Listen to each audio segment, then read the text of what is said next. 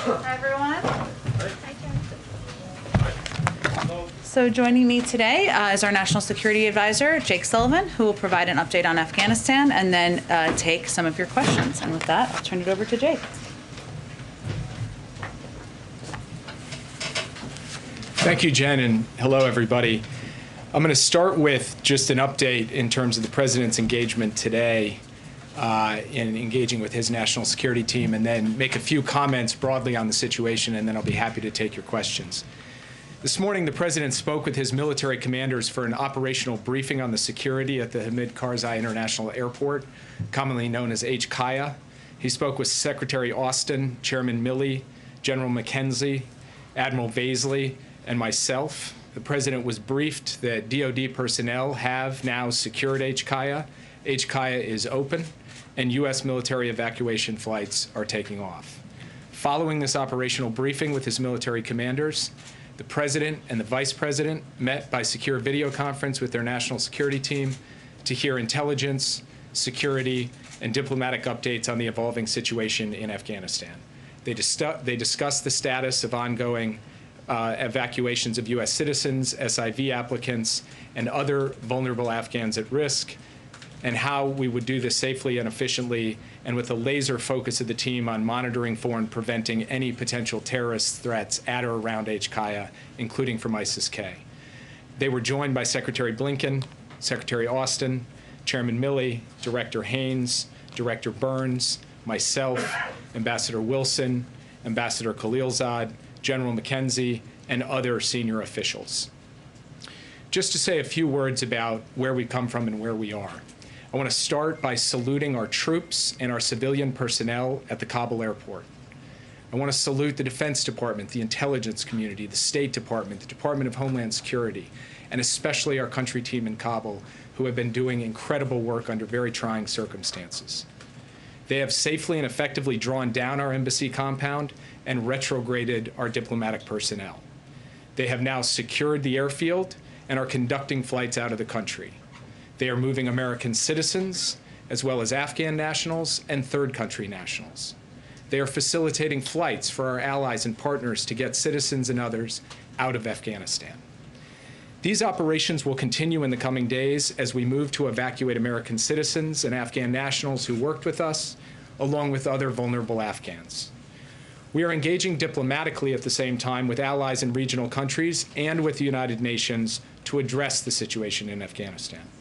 We are in contact with the Taliban to ensure the safe passage of people to the airport. We are monitoring for any potential terrorist threats, as I just mentioned, including from ISIS-K. We intend to continue these operations over the coming days before completing our drawdown. When you work on any policy issue, domestic policy, foreign policy, any policy issue, the human costs and consequences loom large. And we're all contending with the human costs of these developments. The images from the past couple of days at the airport have been heartbreaking. But President Biden had to think about the human costs of the alternative path as well, which was to stay in the middle of a civil conflict in Afghanistan.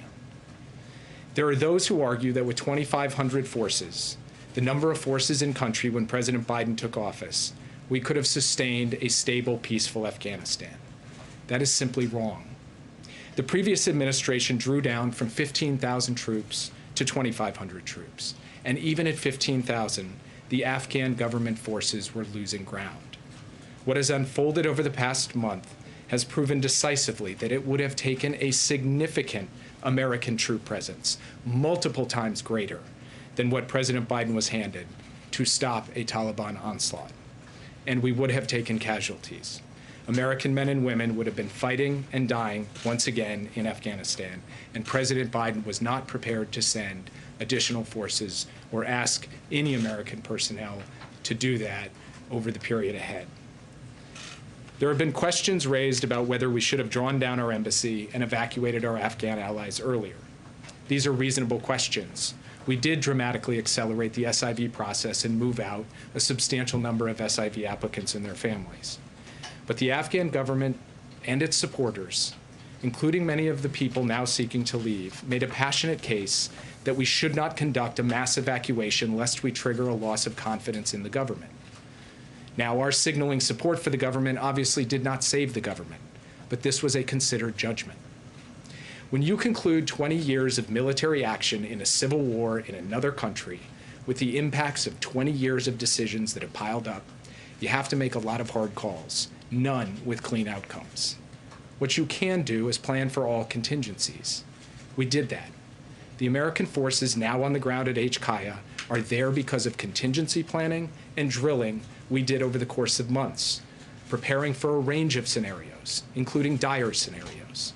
President Biden ordered multiple battalions to be pre-positioned in theater, and he activated them for deployment before the fall of Kabul. He also put additional battalions on a short string here in the United States. Those battalions have now flowed in as well. Yes, there were chaotic scenes yesterday, but as Admiral Kirby said, even well-drawn plans don't survive first contact with reality, and they require adjustments, and we've made those adjustments.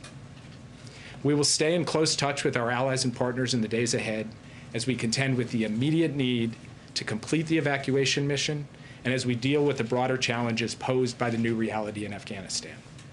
And we will remain persistently vigilant against the terrorism threat in Afghanistan and in multiple other theaters across multiple continents.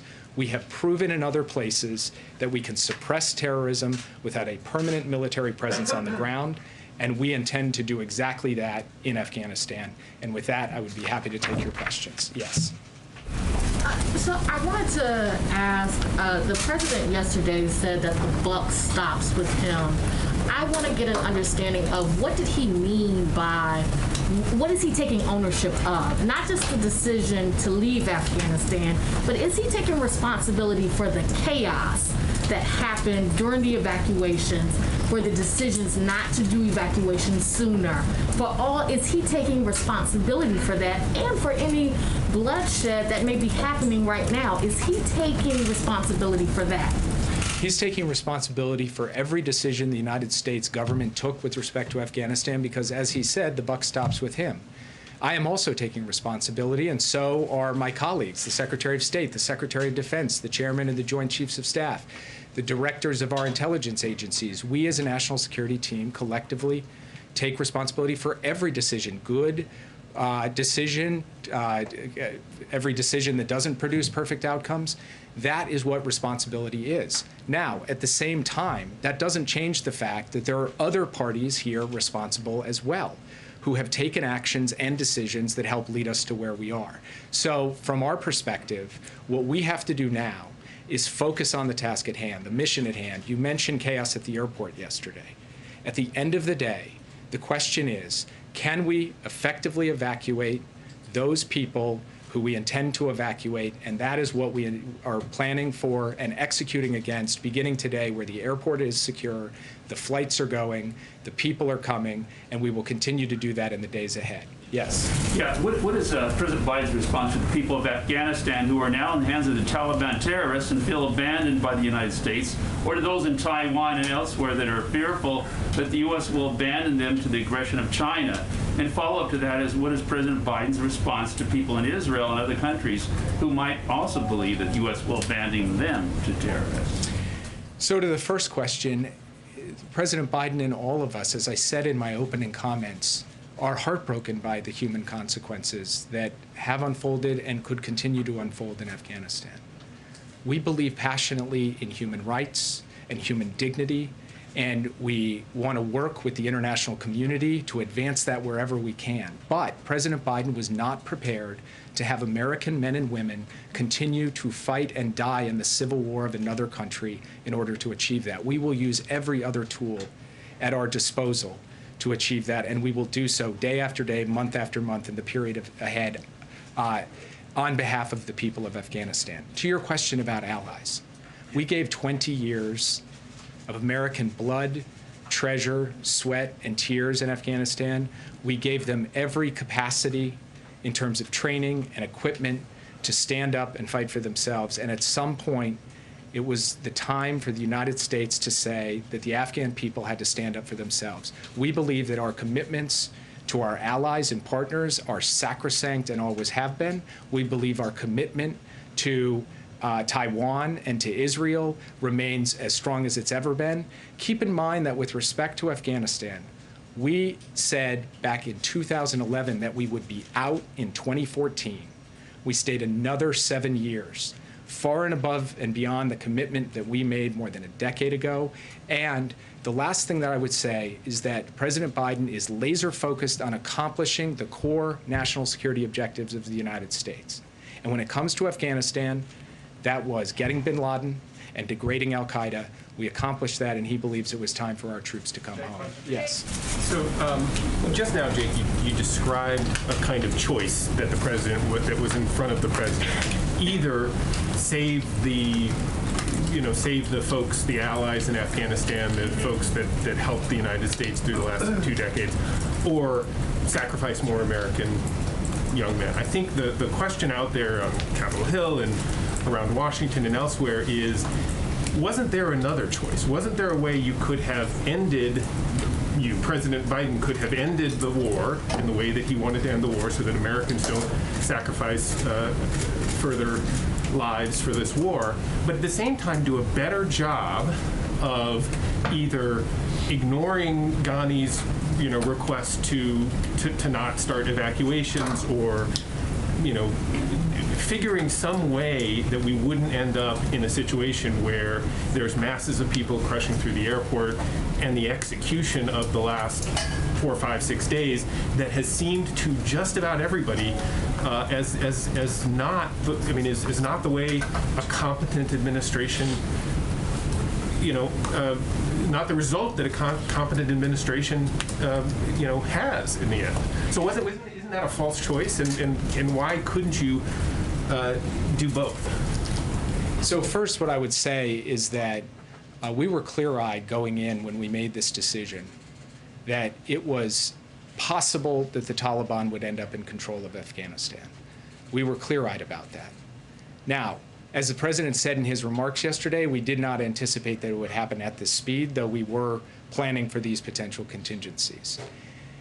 The reason I say that at the outset, that we knew it was possible they could take over, and that had to be built into our calculus in making the determination, as the president did, to draw down our forces, is because once the Taliban came into Kabul, we were going to be faced with a situation, no matter if there were still U.S. troops on the ground or no U.S. troops on the ground, of dealing with a significant number of people wanting to come to an airport to try to get evacuated. I'll give you an example. We communicated with American citizens for weeks, telling them to get out of the country. We offered financial assistance for those who wouldn't be able to afford to get on flights themselves. Many chose to stay right till the end, and that was their choice. We now are faced with a circumstance where we have to help evacuate those. That's our responsibility as the U.S. government. But the point I'm making is that when a civil war comes to an end with an opposing force marching on the Capitol, there are going to be scenes of chaos. There are going to be lots of people leaving the country. That is not something that can be fundamentally avoided. And so while it is a point for reasonable debate, in my view, as to how to think about the right moment to signal a complete loss of confidence in a government or not, and which is going to lead to more suffering and death or not. The fact is that we made the judgments we made based on the information we had at the time while preparing for the alternative contingency, which was having to flow in these troops to be able to get out folks in a mass evacuation. Yes? Do you believe that the mission could be completed by August 31st? As a national security advisor, what do you see the scenario on September 1st? Do you think the Taliban of 2021 are different than 2001?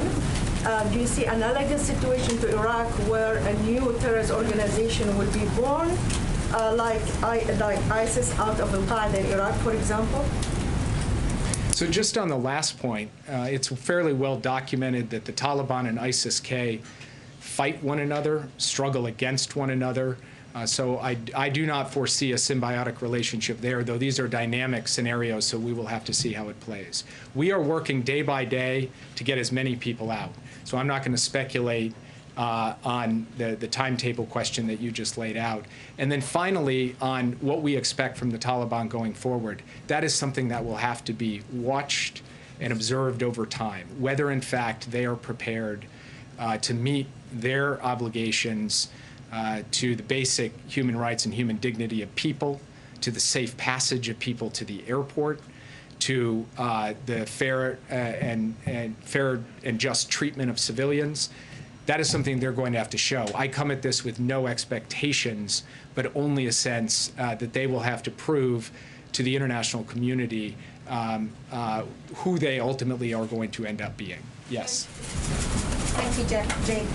Can you tell us what is it exactly, the commitment that you have secured from the Taliban regarding the safe passage of Americans as well as the tens of thousands of vulnerable Afghans? The Taliban have informed us that they are prepared to provide the safe passage of civilians to the airport, and we intend to hold them to that commitment.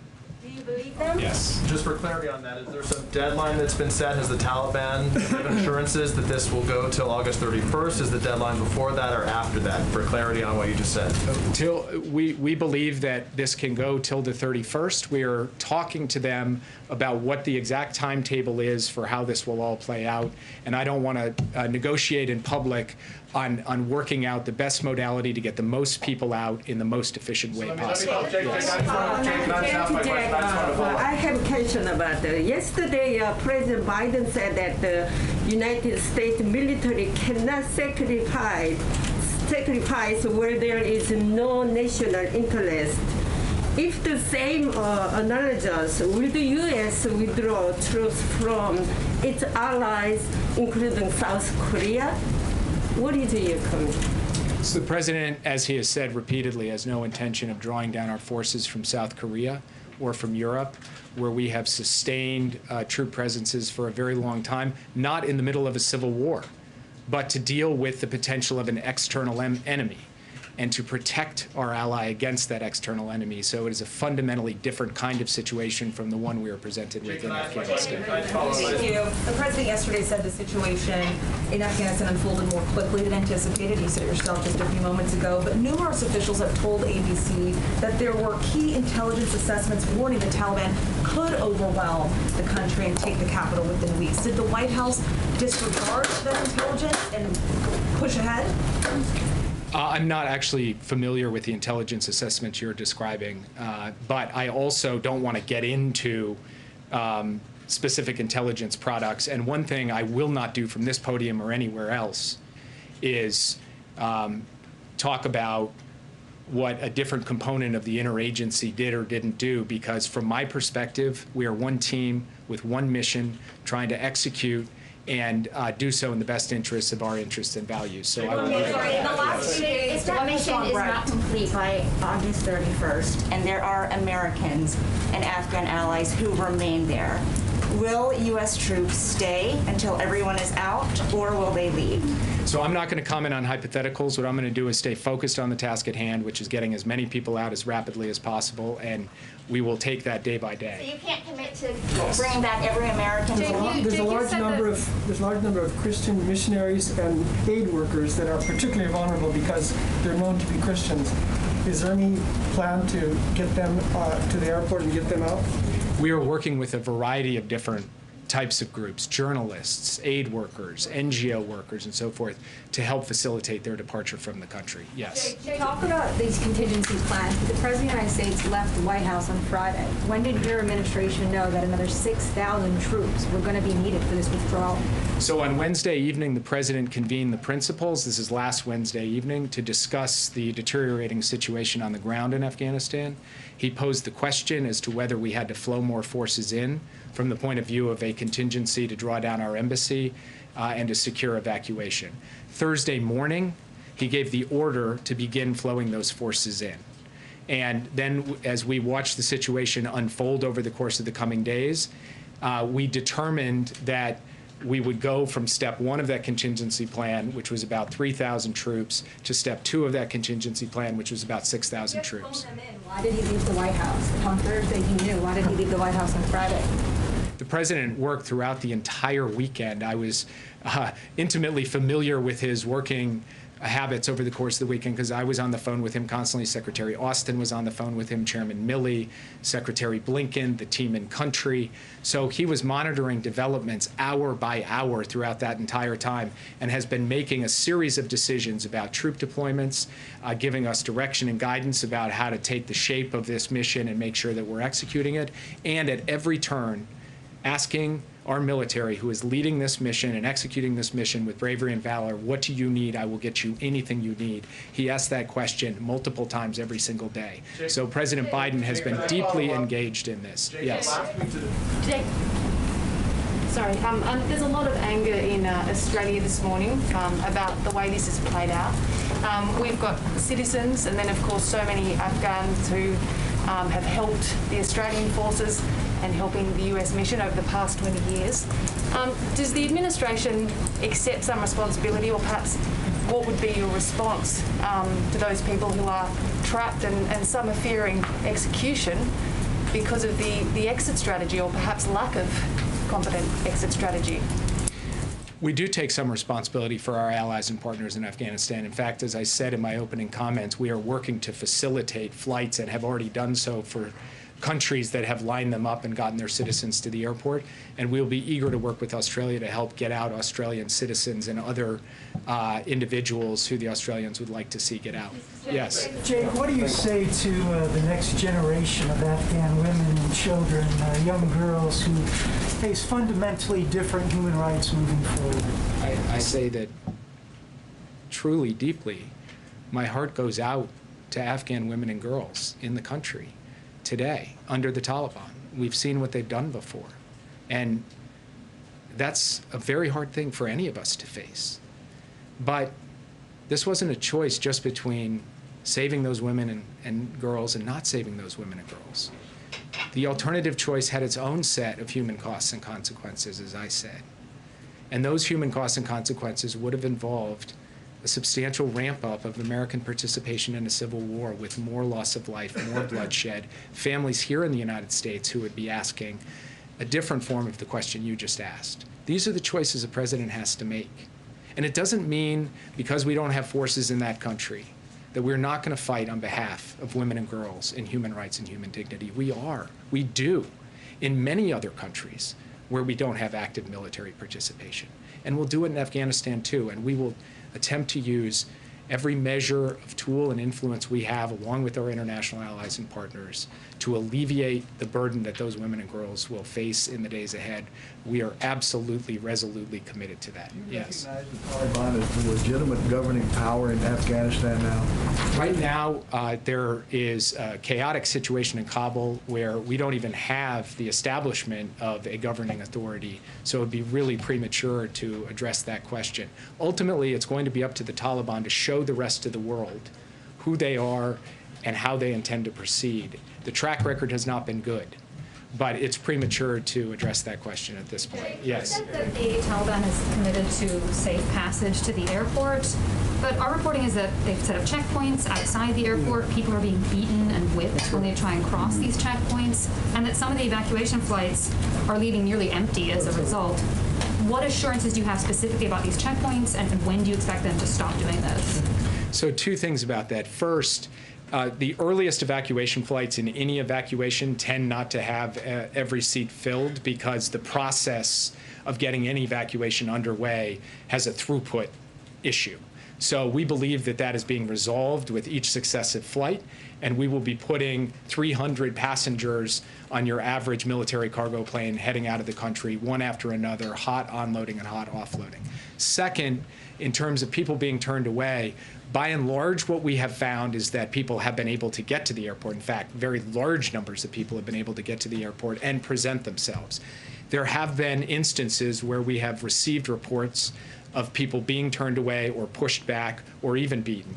We are taking that up in a channel with the Taliban to try to resolve those issues, and we are concerned about whether that will continue to unfold in the coming days. As things stand right now, what we are finding is that we are getting people through the gate, we are getting them lined up, and we are getting them on planes, but this is an hour-by-hour issue, and it's something we are clear-eyed about and very focused on holding the Taliban accountable to follow through on its commitment. Yes. Jake, thanks so much. You've talked about your confidence in the contingency planning.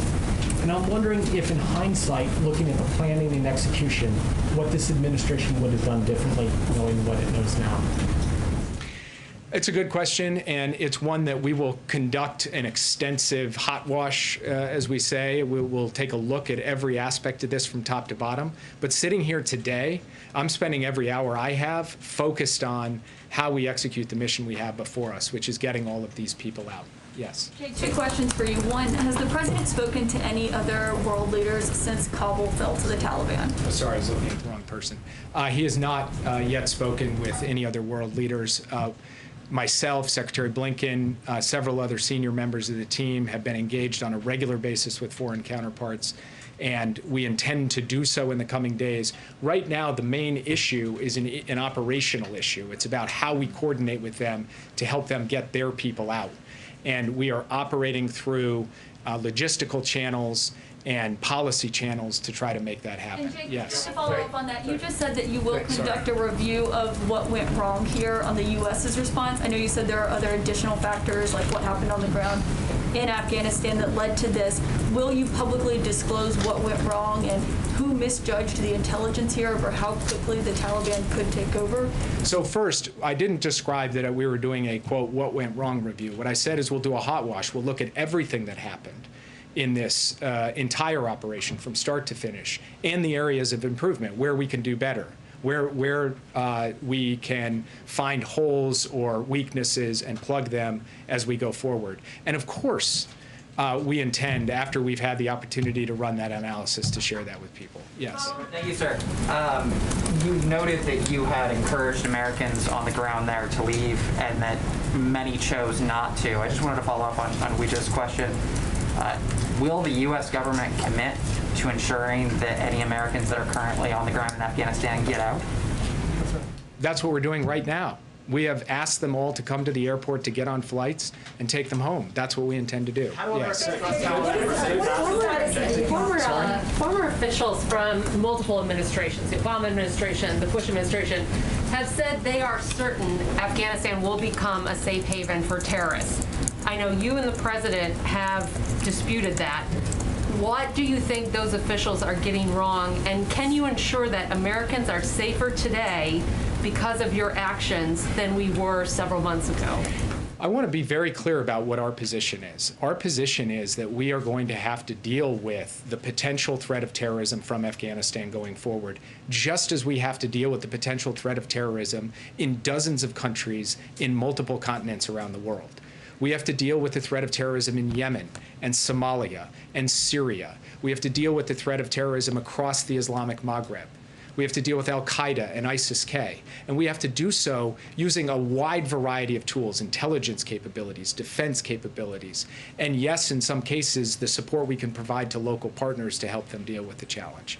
And what we have shown is in many of the countries I just mentioned, among others, we have been successful to date in suppressing the terrorist threat to the U.S. homeland in those countries without sustaining a permanent military presence or fighting in a war. And that is what we intend to do with respect to Afghanistan as well. So this is not a question about whether we're clear-eyed about the terrorist challenge from Afghanistan. It is about whether the terrorist challenge in 2021 is fundamentally different from the terrorist challenge in 2001. We believe it is fundamentally different, and we need to be postured effectively to deal with the terrorism challenges we find it today as opposed to 20 years ago. Just wondering, can you shed light on the decision to leave behind Blackhawks and other equipment, how that fits in with the contingency plan the U.S. had? Leave behind Blackhawks and other equipment. Why give the Taliban access to state-of-the-art equipment that they could either use to bolster their own defenses or to sell off to other countries? This is, I think, a very good example of the difficult choices a president faces and a Secretary of Defense and a Secretary of State and a National Security Advisor face in the context of the end of a 20-year war. Those Blackhawks were not given to the Taliban. They were given to the Afghan National Security Forces to be able to defend themselves at the specific request of President Ghani, who came to the Oval Office and asked for additional air capability, among other things. So the president had a choice. He could not give it to them with the risk that it would fall into the Taliban's hands eventually. Or he could give it to them with the hope that they could deploy it in service of defending their country. Both of those options had risks. He had to choose, and he made a choice. And from the point of view of that particular narrow example to a much wider range of examples that we contend with, at the end of the day, what the president has focused on all the way through here is trying to take the information that's been presented to him, the risks, costs, and benefits, and make decisions that were in the best national security interests of the American people. He has tried to do that. He talked about that at length yesterday. And from that perspective, he believes the decision he made in this context was the right decision. Yes. Thank you. The president has not been shy about undoing many of the previous president's policies, many of them. Why not undo this one, particularly since the Taliban have abrogated already what they agreed to back in Doha with President Trump? You're referring to the agreement that President Trump made with the Taliban in February of 2020, which set a deadline, be out by May 1st, 2021. Walking away from that was not just kind of a cost-free proposition for the United States. On May 2nd, the Taliban offensive was going to start. The Taliban onslaught was going to happen. And the question facing the president was, would increasing numbers of American troops be in the teeth of that offensive, or would we draw it down and try and give all the capabilities necessary for the Afghan government and the Afghan army to step up to that? That is the decision that he took. That is the situation that he was placed in with a mere 2,500 troops in country when he took over. This was a choice between dramatically ramping up forces to fight or drawing them down to end our military involvement, and that's the choice that he made. Yes. Jake, the president said yesterday that he urged Afghan leaders to engage in diplomacy and seek a political settlement with the Taliban, but, quote, this advice was flatly refused. Does the president feel he had a willing partner in President Ghani?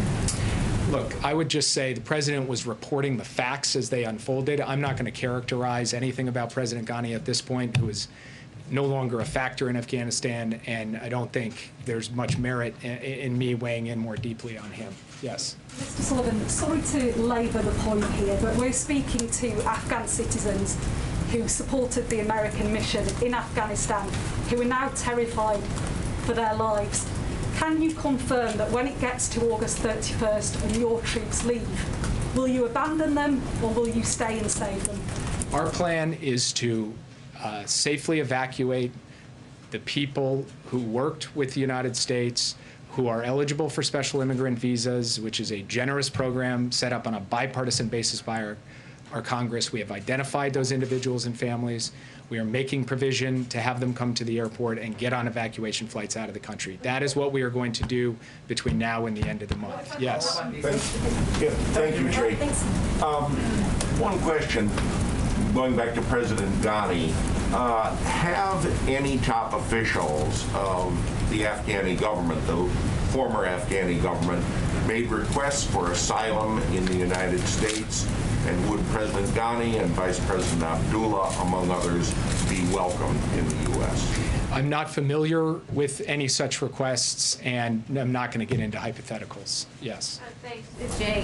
With the president at Camp David, can we, the American people, expect to hear from him in the coming days as the operation to get people out continues? I'll leave it to Jen to answer that, but yes, you will hear from him in the coming days. Yes. President, thanks for taking my question. President Biden was expected to repair the damage caused by the previous administration to the NATO. The way the withdrawal was carried out added new strength to the alliance. How severe is this damage, and what you would tell your allies? President Biden has a long and deep history of solidarity and commitment to the NATO alliance. His commitment to Article 5 is rock solid and sacrosanct. We just had a very successful NATO summit where we committed to a new strategic concept and a new way forward on the emerging threats we're going to face. He believes in his personal bonds with the leaders of NATO, and he believes in the institutional bonds between the United States and NATO. And I would just note also that our Secretary of State and our Secretary of Defense went to repeated ministerial meetings at NATO for consultations on this decision. and ultimately secured an agreement of the North Atlantic Council for it to be carried out along the timetable that was laid out. All of the allies signed up to that. What the president also committed to was making sure that every last NATO troop on the ground in Afghanistan, and there were more NATO troops in Afghanistan than American troops when Joe Biden took office, would get out safely and securely without incurring a single casualty, and he executed that. And then finally, he's committed to facilitating the flights of our NATO allies and partners to get their civilians out and to get others out. And he is in the process of doing that. In fact, planes from NATO countries have landed and taken off with their personnel over the course of the past 24 hours. I think your previous answers are not enough to assure U.S. allies and partners, because first Korean War broke out as a civil war. If the United States commit only to places that without civil war, how can you ensure allies that the United States will defend them in a crisis that can describe as a civil war? For example, if the People's Republic of China attacks Taiwan, the Chinese can argue that it is a civil war among the Chinese, and how can you just how can you justify the U.S. involvement in Taiwan and South Korea? And I also understand the United States did not want to make a sacrifice, but at the same time, leadership requires a sacrifice. And how can you just claim to be a global leader without making sacrifice? So I want to start where your question ended, because the United States made an extraordinary sacrifice in Afghanistan. 2,448 Americans lost their lives in Afghanistan. Tens of thousands of Americans were injured in the war in Afghanistan over 20 years, trying to help that country stand up and being able to defend itself. The United States spent more than $1 trillion of its resources in Afghanistan. The amount of sacrifice and solidarity and commitment to Afghanistan, to trying to give it a chance, was immense. And it wasn't just the United States. Many other countries joined us and had their own sacrifice. Excuse me. Let me just finish answering the question. And so the idea that there was a lack of sacrifice on the part of the American people is belied by the rows of headstones over at Arlington National Cemetery, where people have come home. When it comes to Taiwan, it is a fundamentally different question in a different context. And so from our perspective, what we need to focus on, well, I'm sorry, if I'll take the next question if you won't let me answer. Yeah. So what's your take on the conference earlier by the Taliban, especially the comments that they made about protecting women's rights? Do you have any trust in the fact that they're going to hold up to that? Like I've said all along, this is not about trust. This is about verify. And we'll see what the Taliban end up doing in the days and weeks ahead. And when I say we, I mean the entire international community. Yes. The Biden administration has talked a lot about evacuating American and Afghan who helped the U.S. in the war, but there were many foreign nationals, including many Africans who were there. What's the administration doing to evacuate them safely?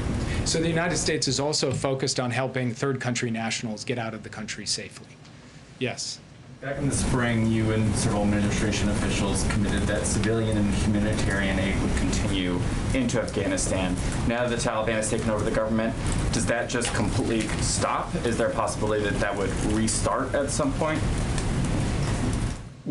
We will have to take a hard look at how we proceed with on any basis at all. And as I said to one of your colleagues earlier, it's premature to answer those questions. That's something we will have to take a look at after we get through the immediate task of this mission. Yeah, at the back. What is the status of the Afghan security forces and the U.S. relationship with them? I'm sorry, can you repeat the question? The Afghan security forces and the U.S. relationship with them. The Afghan security forces appear to have essentially, no longer operate as a coherent entity. They essentially have given way to Taliban physical security control over the major population centers. Yes. The relationship with them. Follow-up question on follow-up question about the Taliban saying they'll respect the rights of Afghan women. what tools does the United States have to hold them to this pledge? And if not, what does the U.S. plan to do? So standing here today, I am not going to go into the full panoply of things that we can do, but there are obviously issues related to sanctions, to marshaling international condemnation and isolation, and other steps as well. But the reason I don't want to go into great detail on it is I want to be able to have our team communicate directly to the Taliban both what the costs and disincentives are for certain types of action and what our expectations are. That is a conversation that we will intend to have, and I think many other countries, including like-minded allies and partners, will be having that as well. Yes. Thank you, sir. President Biden said that there were very few national security interests for the United States in maintaining some peace in Afghanistan. Would you actually reiterate that today? Would you say that there is no interest for us having some presence on the borders of Iran, on the borders of Pakistan, on the borders of near China? Would you, or Tajikistan? Would you just say that we should just give that up? I would say that the president does not believe that the United States should be fighting and dying in a war for the purpose of sustaining American military boots near Tajikistan or Pakistan or Iran. No, I would say that that is something that is not.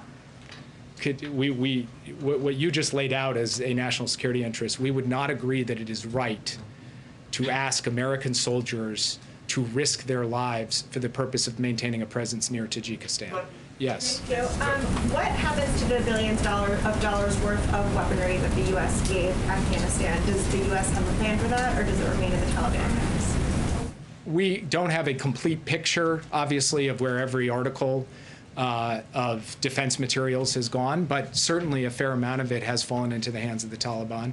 And obviously, we don't have a sense that they are going to readily hand it over to us at the airport. Yes. Thank you, Jake. Has the president seen these images of what looks to be people flying off an airplane yesterday? And then what was his reaction to those images? The president, as he said in his remarks yesterday, has seen these images are heartbreaking.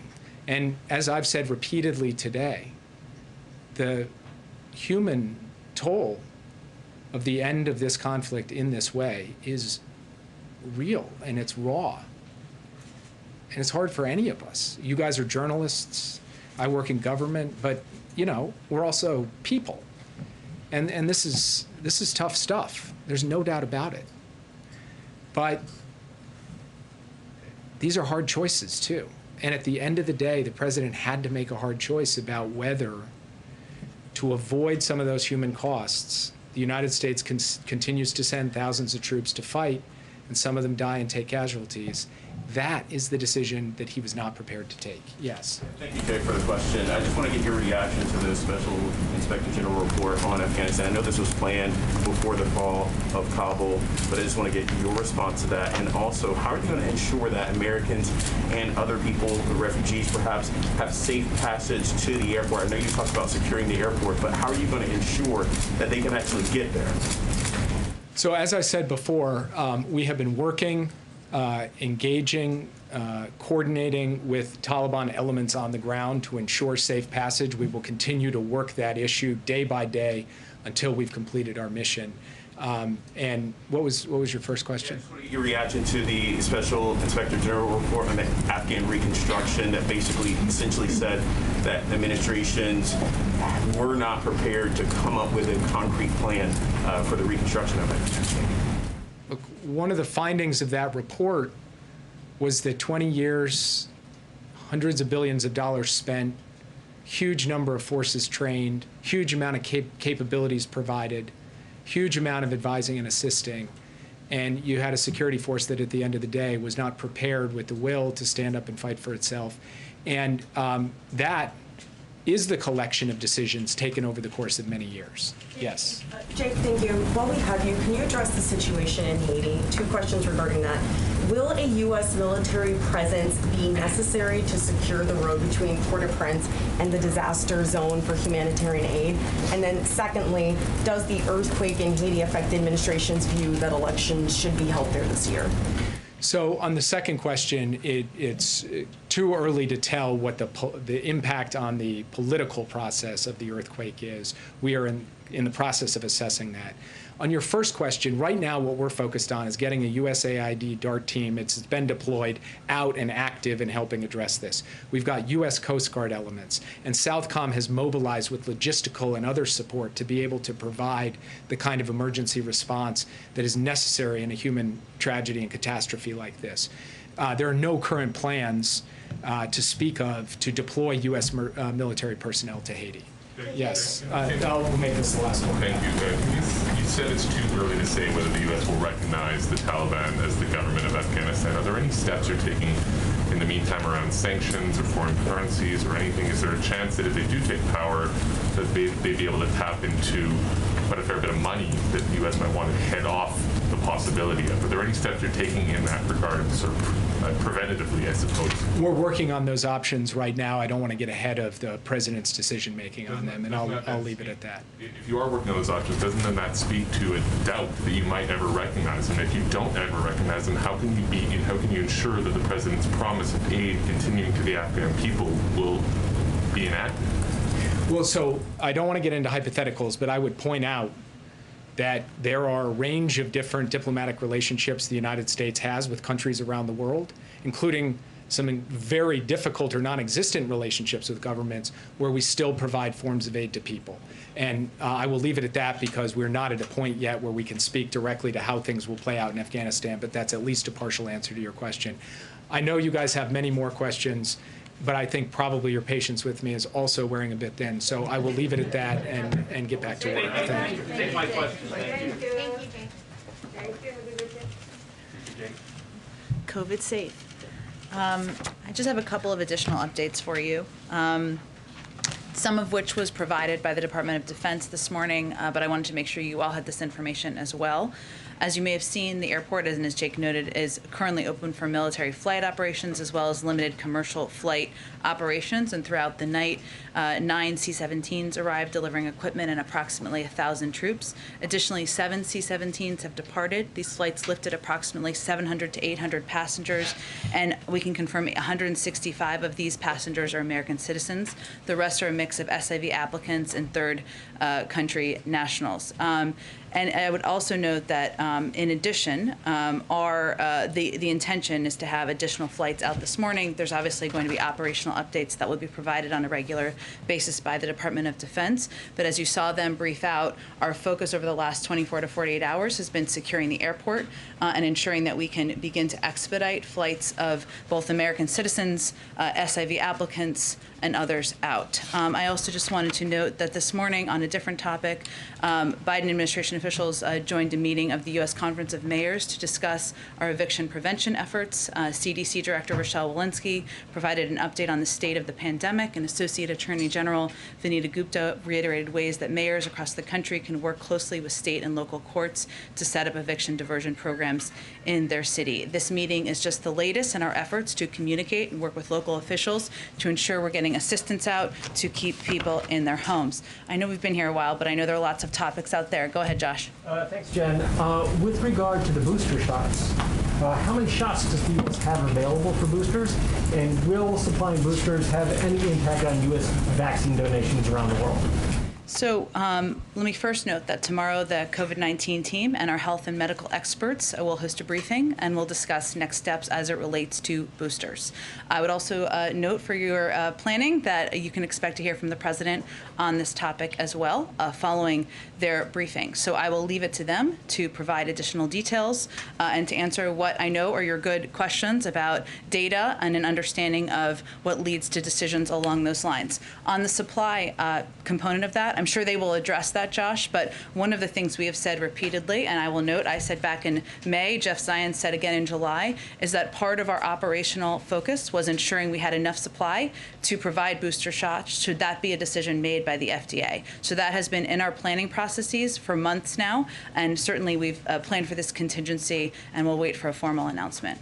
Does the President plan and the First Lady plan to get booster shots? Certainly, if they are recommended, once a formal announcement or briefing is done, they will certainly plan to follow the guidelines, of course. What's the rest of his week look like? Like he's up at Camp David now. Is he still going to Wilmington? What's the schedule? Well, I think Rachel asked this earlier, so the president will return to the White House. I don't have an exact time for you, but tomorrow he will both be doing an interview with George Stephanopoulos for ABC, and he will also, where he will, of course, I'm certain, be speaking to the situation on the ground in Afghanistan.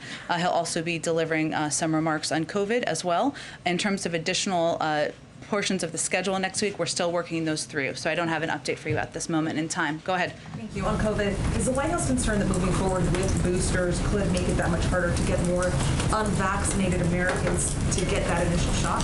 Well, one of the pieces that I expect our COVID team to speak to tomorrow is our operational plans as it relates to ensuring we are making sure everybody is vaccinated and following FDA and CDC guidelines. I think what you can expect to hear from them is that we are going to follow some of the best practices we have used to date, which is providing access, providing information, and right now we're in a place where we are focused on providing access, of course, to vaccines around the country and communities around the country through a range of mechanisms. So we're actually at an easier operational point in this regard than we were several months ago. But yes, we understand it's going to take a significant operational focus, educational focus, and PR focus to get the information out once it's finalized. Thank you. And one more on Afghanistan. Has the president or any administration official been in contact with former Afghanistan President Ghani? Not that I'm aware of. Go ahead.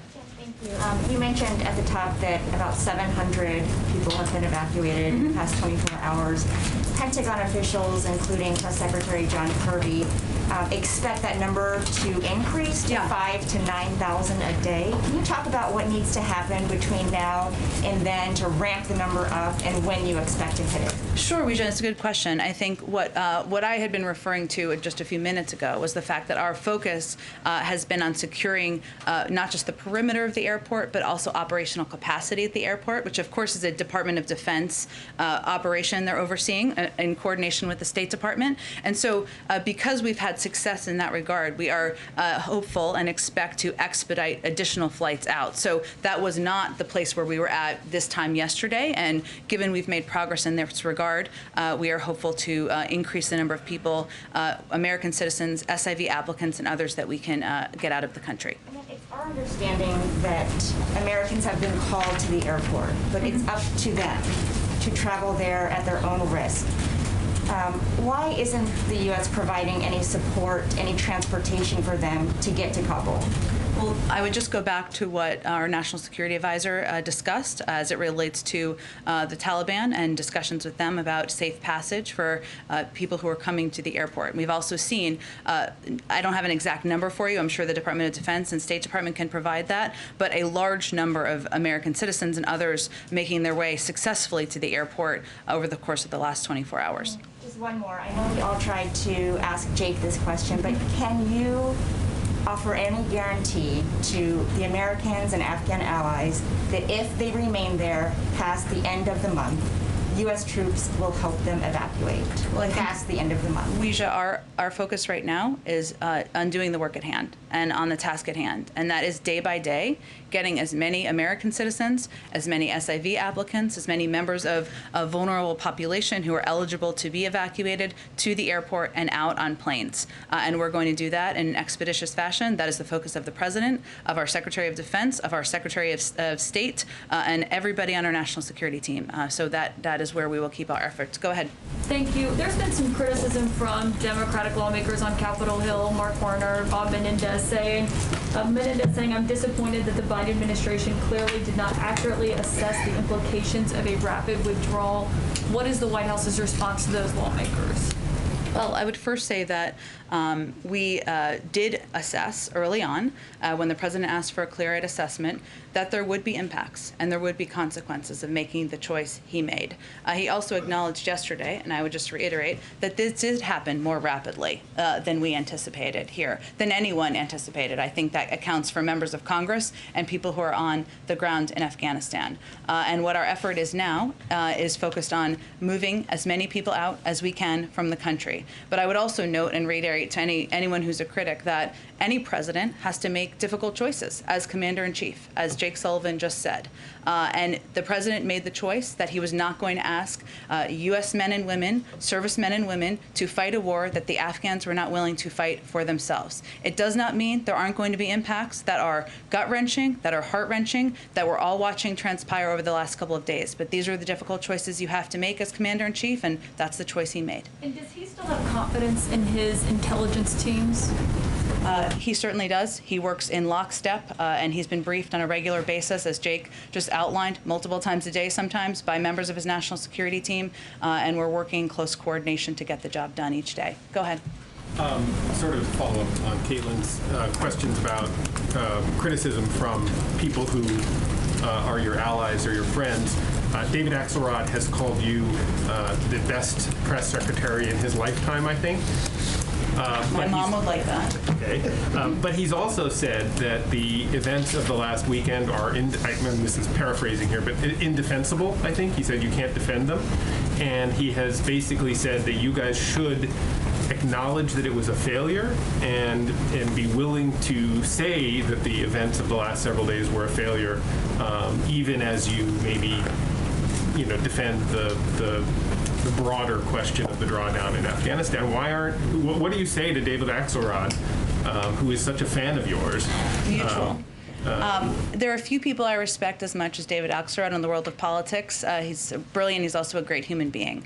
But he would be the first to say that there is a difference between being on the outside and speaking on television and being on the inside, and the difficult choices that you have to make. As I've noted, and as Jake noted, even as we're watching over the last couple of days, heart-wrenching, gut-wrenching photos, you referred to some of them, Mike.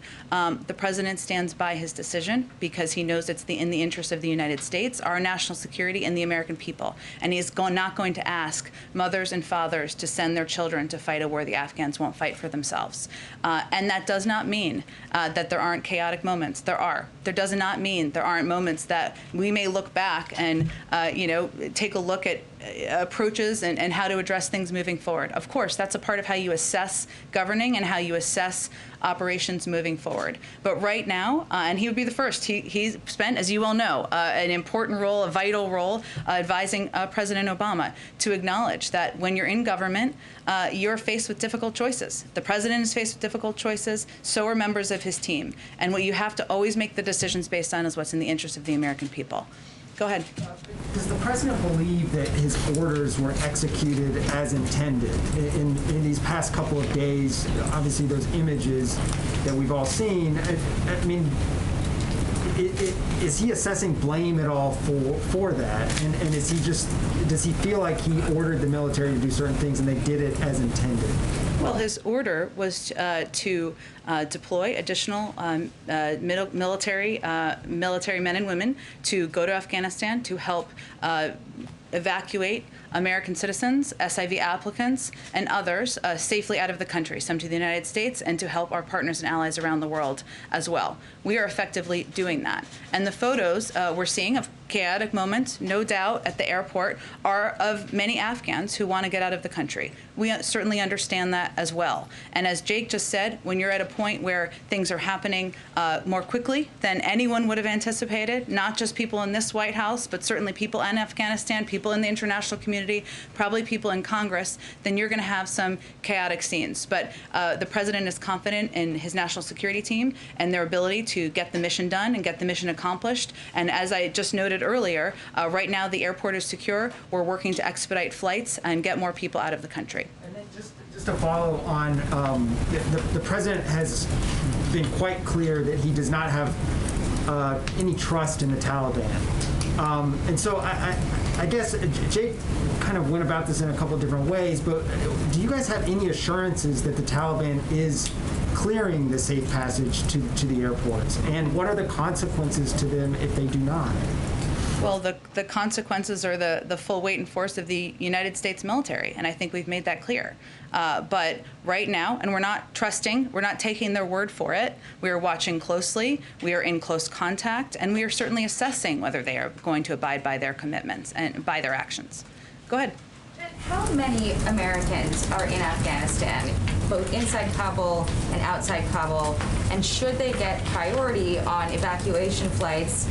John Kirby said that it's going to be a mix of SIV applicants and Americans, but should those remaining American citizens get priority, and how many are there in the country right now? Well, we are prioritizing a number of groups: American citizens, embassy employees and their families, our locally employed staff, SIV holders and applicants, Afghans who would be eligible for P1, P2 refugee programs, which includes, by the way, translators who may have assisted media organizations and others. There have been, how the process works, I should tell you, is that there are individuals who will self-identify as American citizens. That number is around 11,000. Beyond that, around the country. Beyond that, though, there are individuals who may not have self-identified, who may come and request assistance and come to the airport. We're going to work to assist, of course, American citizens, but we also have a responsibility and obligation to help the men and women who served by our sides, many of the sides of your colleagues as translators and as interpreters, and our locally employed staff and others.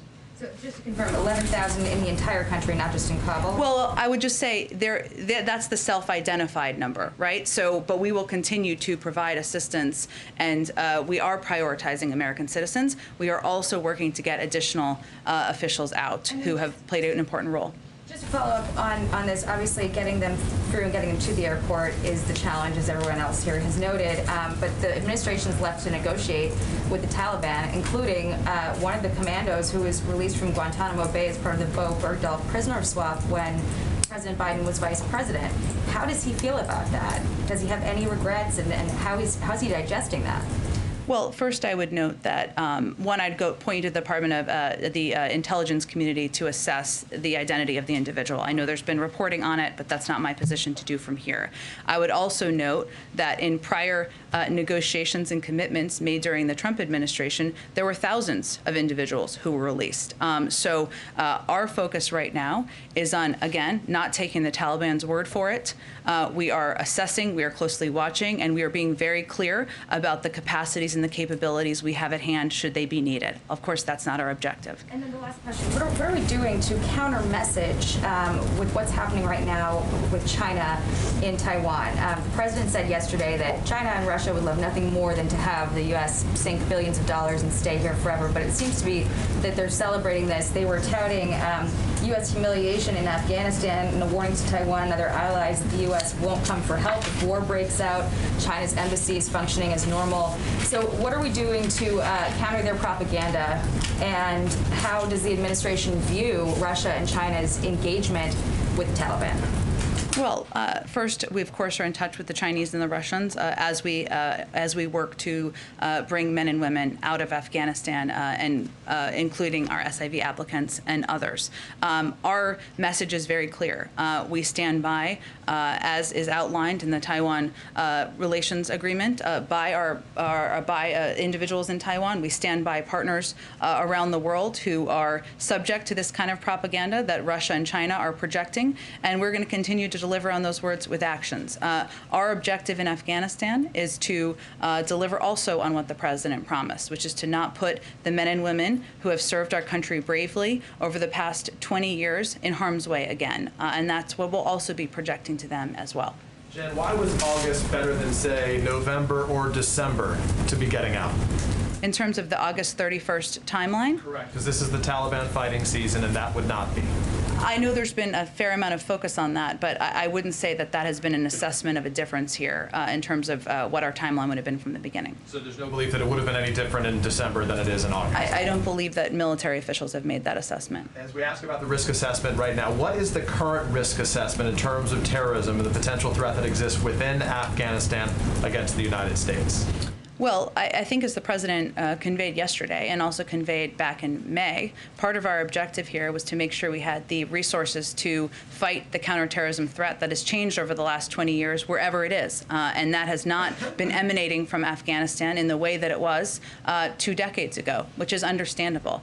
We have a range of capacities, over the horizon capacities, as well as capacities where we do effective counterterrorism operations in countries where we have absolutely no presence in any way at all. all. We will continue to watch closely, continue to assess, but I'm not in a position, I'll leave that to our intelligence community to provide an update on. Go ahead. You said just a little bit ago that if the Taliban does not agree to these safe passage agreements or conversations, that the consequence will be the full force and weight of the U.S. military.